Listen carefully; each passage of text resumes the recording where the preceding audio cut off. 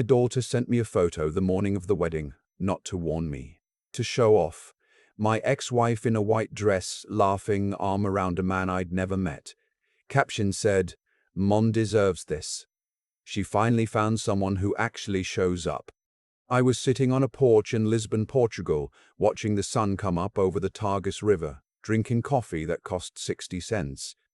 I'd been gone 11 months. I set the phone face down on the table and sat there a while, listening to the trams start up on the hill below. 6 weeks later, that same man was under federal investigation. My son-in-law's firm had flagged him first. My daughter called me crying, not because she was sad for her mother, but because she was furious at herself for sending that photo.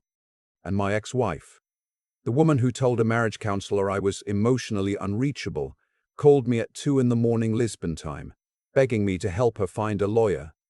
I let it ring. Thank you for being here. I appreciate every single one of you. Before we get into it, drop your location in the comments. I always love seeing where this community reaches. Fair warning, this story contains fictionalized elements for privacy purposes. Any resemblance to actual people or events is coincidental, but the lessons underneath are real. Every single one of them. My name is Conrad Ellison. I'm 64 years old. I spent 31 years married to a woman who was beautiful, intelligent, and convinced that my greatest flaw was existing too quietly beside her. We lived in a 5-bedroom colonial in Naperville, Illinois. Good school district. 2-car garage. The kind of house that photographs well for Christmas cards. My wife had curated every room of it the way some people curate their public identity. Carefully, expensively, and with very little concern for the people actually living inside it. I was an environmental engineer, 32 years with the same civil consulting firm in the western suburbs of Chicago. I'd spent my career helping municipalities clean up contaminated groundwater, designing remediation systems, writing reports that nobody read until something went wrong. Quiet work, important work, the kind nobody toasts at dinner parties. My wife, Sandra, had been a marketing director at a healthcare company when we met. She was sharp and funny and had a way of walking into a room that made people pay attention. I was 32. I thought I'd found someone extraordinary. I had, just not in the way I understood then. By year 10, she'd stopped working to manage what she called our household brand. I didn't push back. I was traveling 3 weeks a month writing environmental impact assessments for clients in Indiana and Wisconsin and Michigan. She filled the space I left with renovation projects, charity committees, and opinions about what I should be doing differently. We had 2 kids. Our daughter, Faye, is now 33, a physical therapist in Portland, Oregon. Sharp, grounded, laughs like her grandfather. She'd been watching her mother clearly for years before I was willing to. Our son, Connor, is 29, sales manager for a commercial HVAC company in Naperville. Smart kid, driven. But he'd grown up inside his mother's version of our marriage and accepted it as fact, the way children accept the weather, as something that simply is. The diagnosis came on a Tuesday in March. Not mine. My firm's. Environmental consulting had been bleeding clients since 2020. The partners called us in. The Chicago office was merging with a St. Louis group. My position was being restructured. After 32 years, I was out by the end of the fiscal quarter with a severance package and a handshake. I drove home on I-88 that afternoon and sat in the driveway for 20 minutes before going inside. Sandra was in the kitchen on a video call laughing at something. She waved me off when I appeared in the doorway. I went upstairs, changed out of my work clothes, and sat on the edge of the bed in the guest room. I'd migrated there 2 years earlier, after she started keeping the television on until 1 in the morning, and I looked at my hands. 32 years of a career, 31 of a marriage, both ending in the same season. When she got off her call, I told her about the job. She listened, then said, "Well, this is terrible timing. We have the Hardly fundraiser in April, and I told everyone you'd be there." I nodded. She went back to her phone. I lay in the dark that night doing the kind of arithmetic you do when you finally stop lying to yourself. The house was worth $1.1 million. We owed $290,000. My severance was $340,000. Paid out over 18 months. My 401k had $1.4 million in it, built quietly over 3 decades while Sandra spent what I earned. I had a pension from my first employer, a small municipal district in Indiana, $100,800 a month for life, starting at 62. I was already drawing it. I had a colleague, retired the year before, who'd moved to Portugal on a D7 passive income visa. He sent me emails about cost of living. Lisbon rent for a furnished apartment, $1,100 a month. Groceries for one, $300 a month. Groceries for one, $300. Healthcare through the Portuguese national system after residency, essentially free. He'd said more than once that he felt like he'd been let out of something he hadn't realized was a cage. I spent 4 months getting the math right. My pension, plus conservative draws from the 401k, put me at roughly $5,400 a month. Portugal's D7 visa required proof of passive income above $1,500 per month. I qualified easily. The divorce. That part was harder to plan, not emotionally. That had been decided in the driveway in March. But logistically, Illinois is an equitable distribution state. Marital assets get divided fairly, which doesn't always mean equally. I found an attorney in DuPage County who specialized in late-life divorce. We went through everything carefully. Sandra would keep the house, the furniture, the vehicle she drove.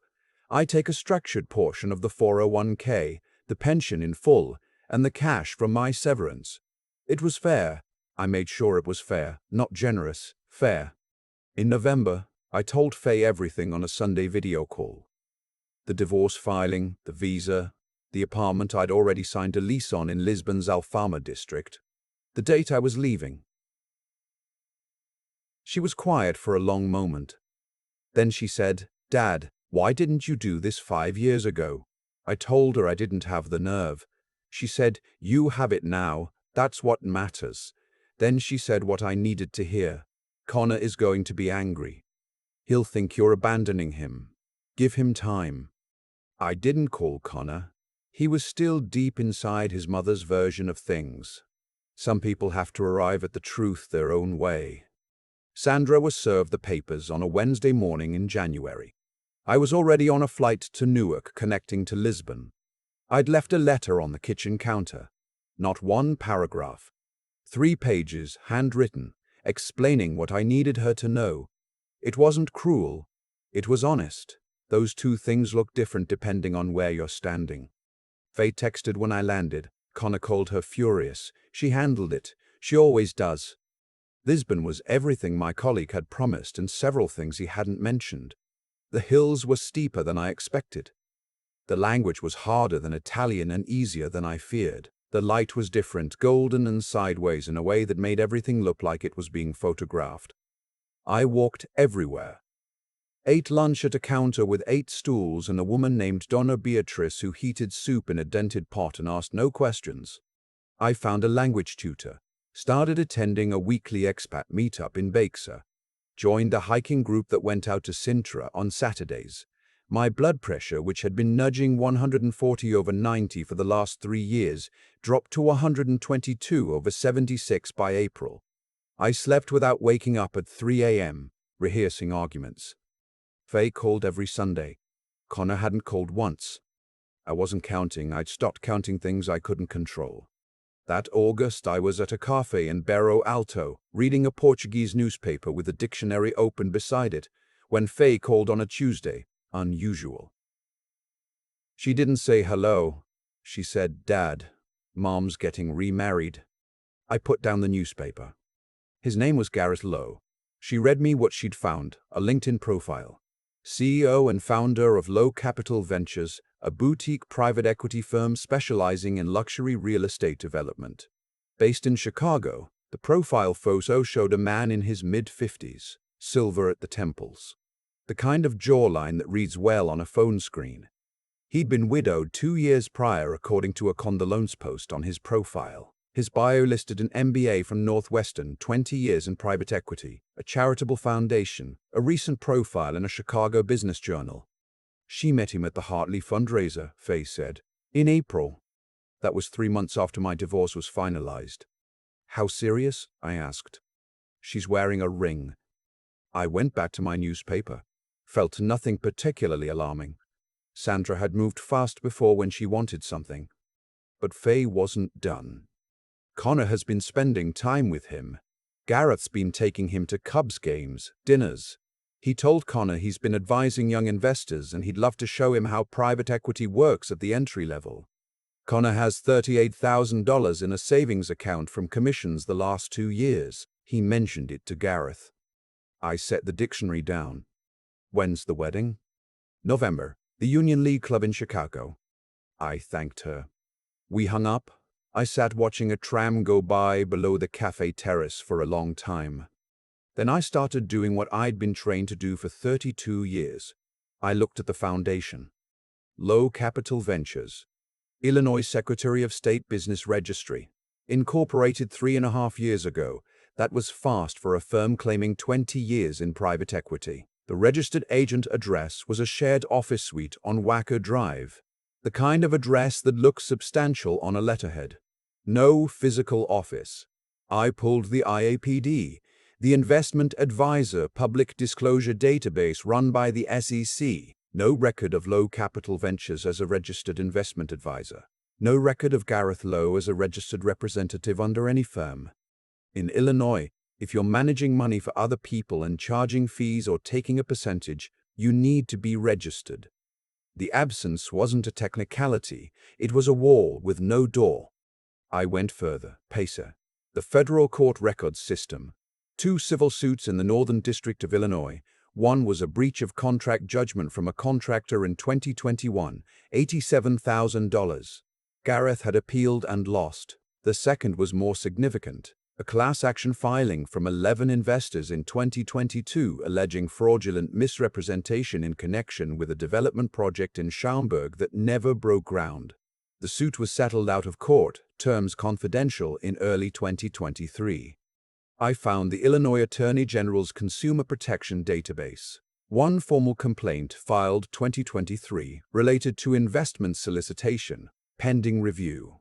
The complaint had been filed by a couple in Oak Park. I found their names in a local news brief about real estate fraud, the Castellano family. They'd invested $310,000 in a low-capital project for a mixed-use development in the western suburbs. The project was delayed indefinitely. They were trying to recover their money. I sat with that for a while. Then I called Faye. She answered on the first ring. You found something. Several somethings. Gareth Lowe is not a registered investment advisor.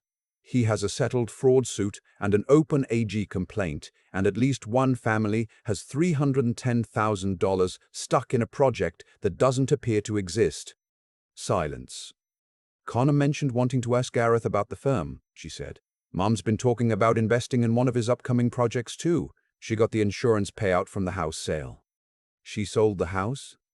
6 months ago. Moved into a condo in Oak Brook. She used some of the equity to furnish it. She has about $119,000 left from the sale after the mortgage payoff. That was the piece I'd been missing. The house I'd left her had equity. Not $1 million, but enough to be worth something.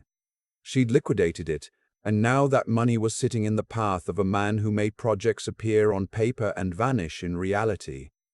I said, Connor can't invest with him. If Gareth's under active AG review and gets indicted, anyone who moved money into his fund could be entangled in recovery proceedings. It could complicate Connor's taxes, his credit, everything. Connor won't listen to me. He thinks this is the opportunity of a lifetime. He thinks Mom found someone real. I told her I wasn't going to let my son walk into that with his eyes closed. But I also knew that calling Connor directly, in the current state of things, would land as bitterness from a man he'd decided was the one who left. I needed the truth to arrive from somewhere it couldn't be dismissed. I had someone in mind. Neil Farrow was 68 years old and had spent 26 years as a senior examiner with the SEC's Chicago regional office before retiring in 2019. We'd worked together once, peripherally, on a case involving improper discharge records that a client of mine had been swept up in. Neil had been methodical, humorless, and exactly right about everything. He'd given me his card at the end of the case and said if I ever needed a read on something financial, call. I'd kept the card in a folder on my laptop for 6 years. I found it in 4 minutes. He answered my call the way people answer calls from numbers they don't recognize but decide to pick up anyway. Cautious, brief. Neil, Conrad Ellison, environmental engineer from the DuPage groundwater case in 2018. A pause, then the guy who brought us the discharge logs. That's me. Where are you calling from? Lisbon. Another pause. Huh. What do you need? I explained everything, not as a father trying to protect a son, as one professional to another, laying out documents. Neil listened without interrupting, which I'd remembered as his habit. When I finished, he said, "Send me what you have. Give me 2 weeks." I sent him the PACER filings, the Secretary of State registration, the IRPD search results, the AG complaint reference number, the news brief about the Castellano family. Neil called back in 10 days. "Your instincts are correct," he said. "There's a pattern here consistent with what we used to call affinity fraud. He targets people who trust each other. In this case, it looks like a social circuit, charity events, country clubs, Northwestern Alumni Network. Gets warm introductions. Projects are real enough on paper to pass casual inspection, but there's no capitalization, no actual equity stake in most of the properties he's pitching. He's using investor funds to service previous investor obligations and taking a management fee off the top. Ponzi structure. Adjacent. He's not sophisticated enough to have run it long. It usually collapses inside of 5 years. He's at 3.5. The AG complaint. That's the crack in the dam. When the AG formally opens an investigation, and I'd expect that within the next 60 days based on what you've sent me, the civil suits will follow. Asset freeze likely.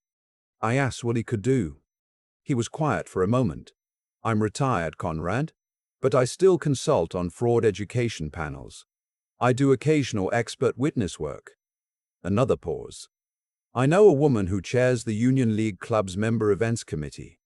She's been a guest speaker at 2 of our panels. I could reach out." "I'm not asking you to make a scene.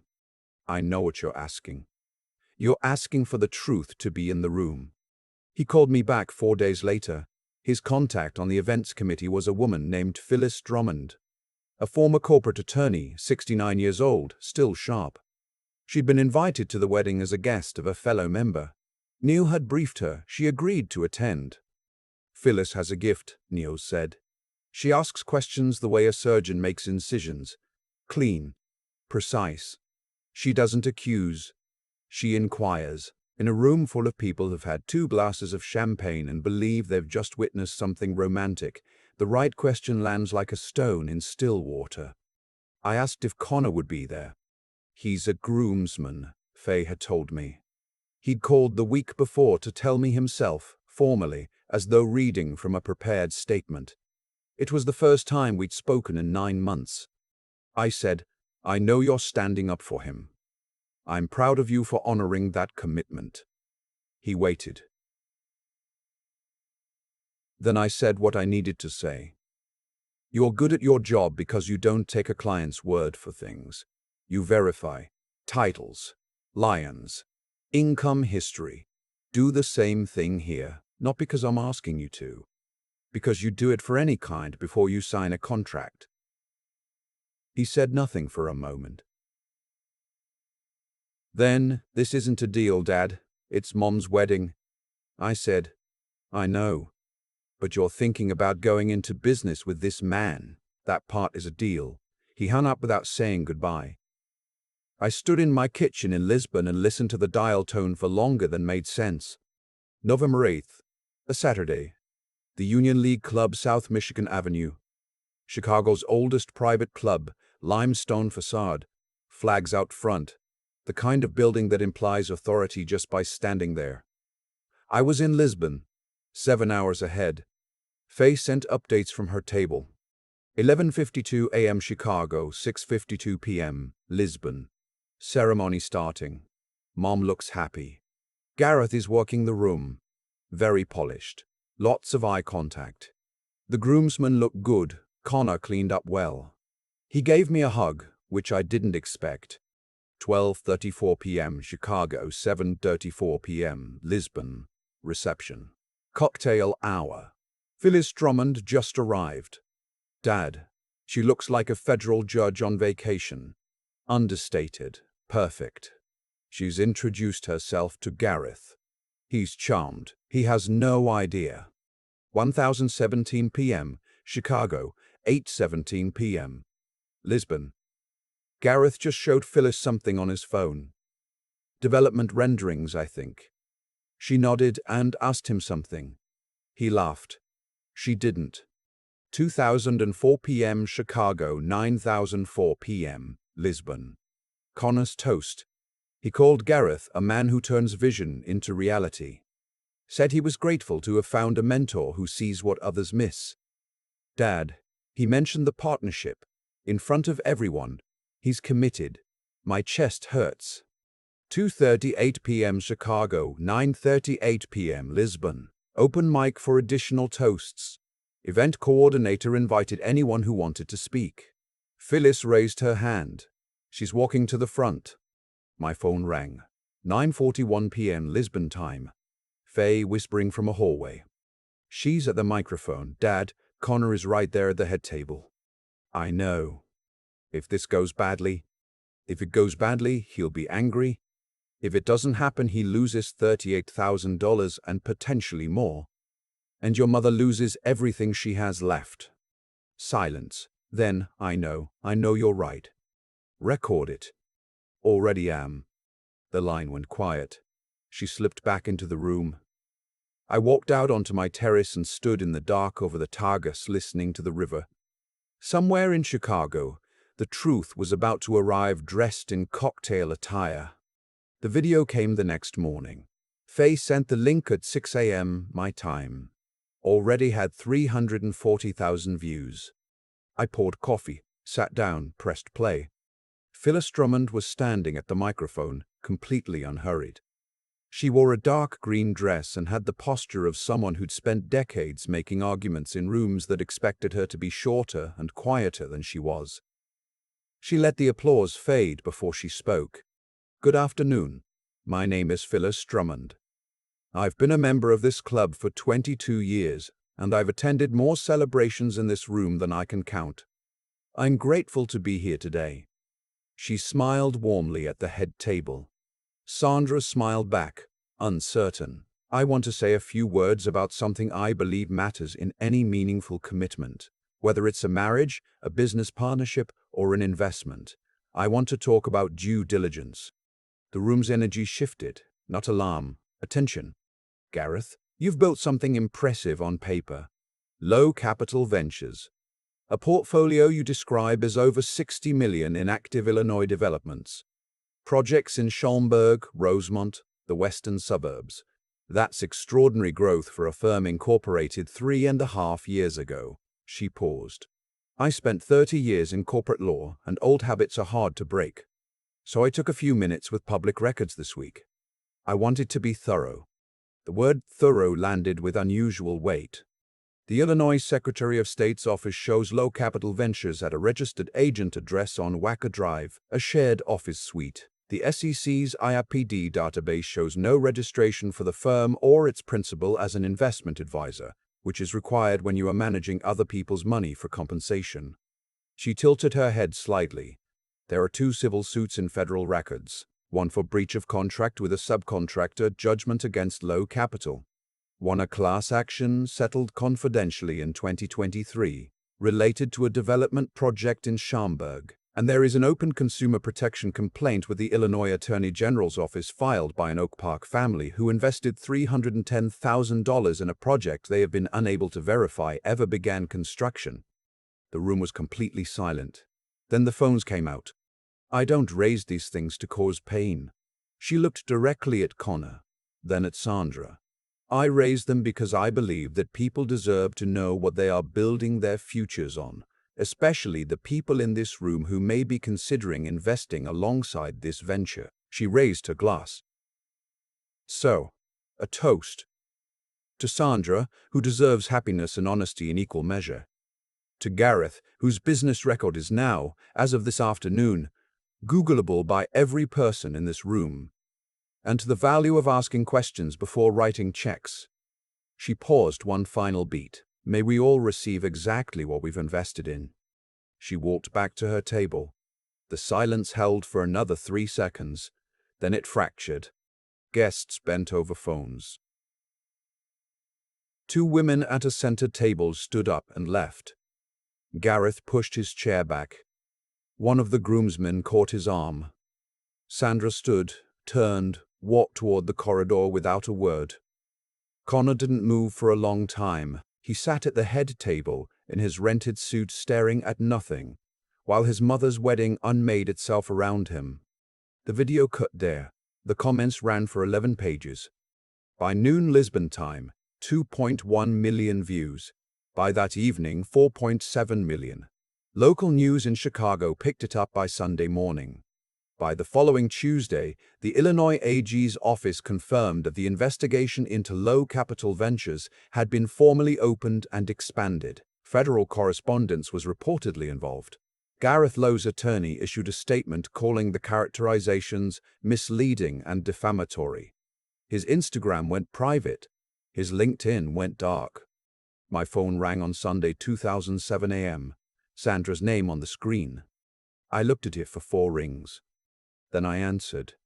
Her voice was not what I expected, not furious, collapsed. He's gone, she said. He cleared out the joint account we opened. There wasn't much in it, $4,200, but he took it. A long pause. I had money in one of his projects, Conrad. $80,000. I wrote a check 2 weeks before the wedding because he said the closing window was ending. I said nothing. I don't have the house anymore. I have the condo, but the payments are. She stopped. I don't know who to call. I said, call a securities attorney in Chicago on Monday morning.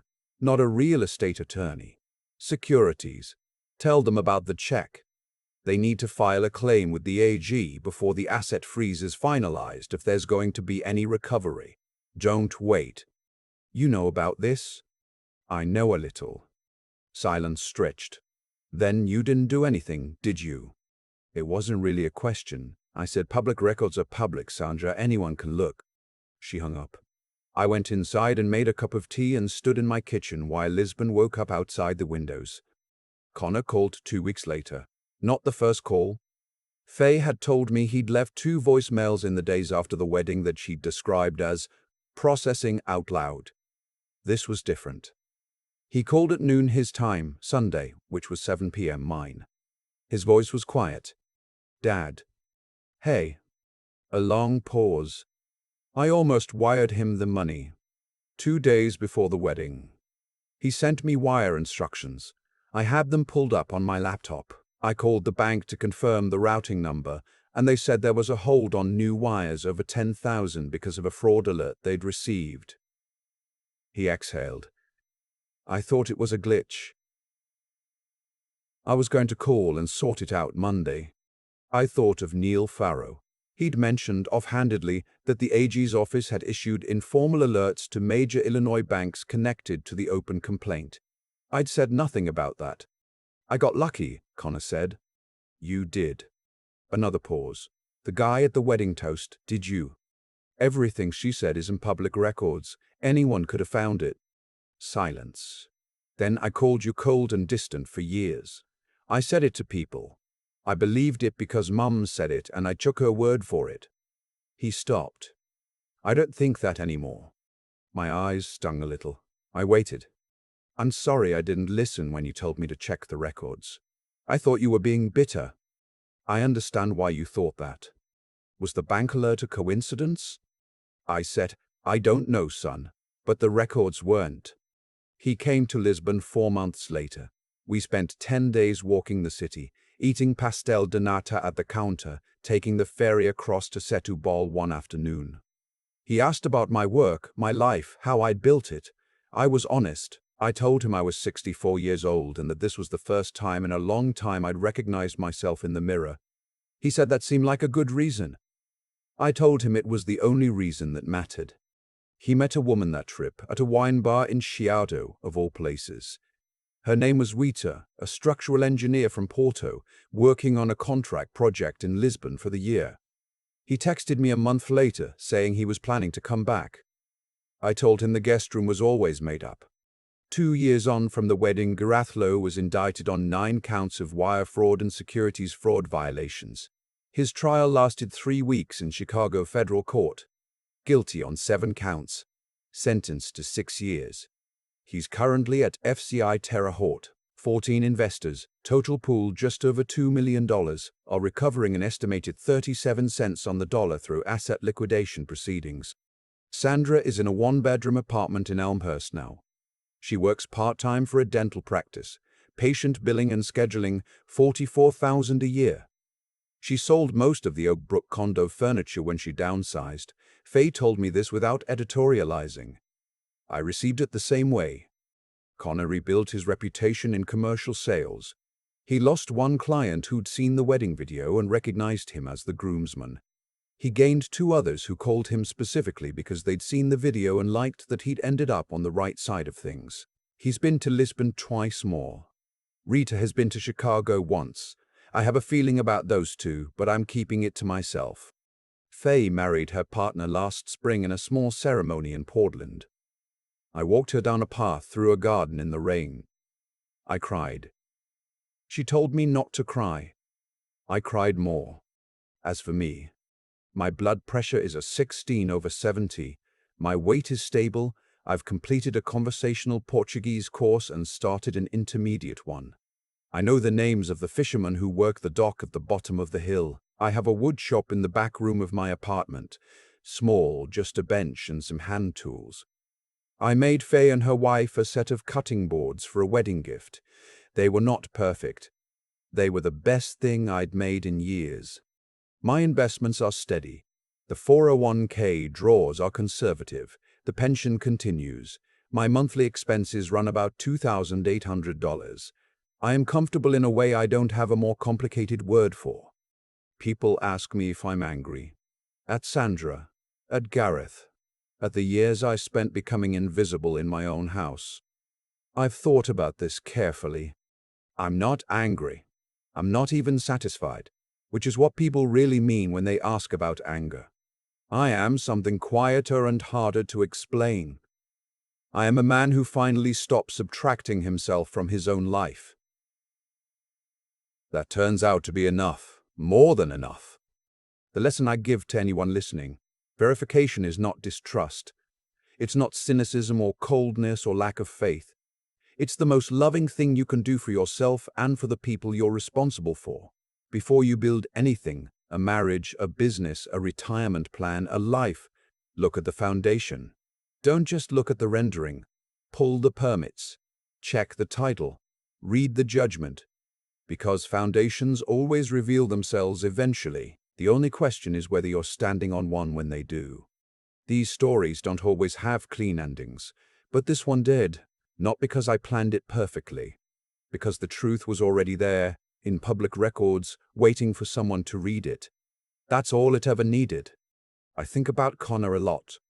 The image of him sitting at that head table in his rented suit, not moving while the room collapsed around him. He didn't run. He didn't make a scene. He just sat there absorbing something that most people spend years avoiding. The moment when the story they believed turns out to have been someone else's fiction all along. That image stays with me not because it was painful, though it was. It stays because it was the beginning of something real for him. What I've come to understand about consequences is that they're not punishment.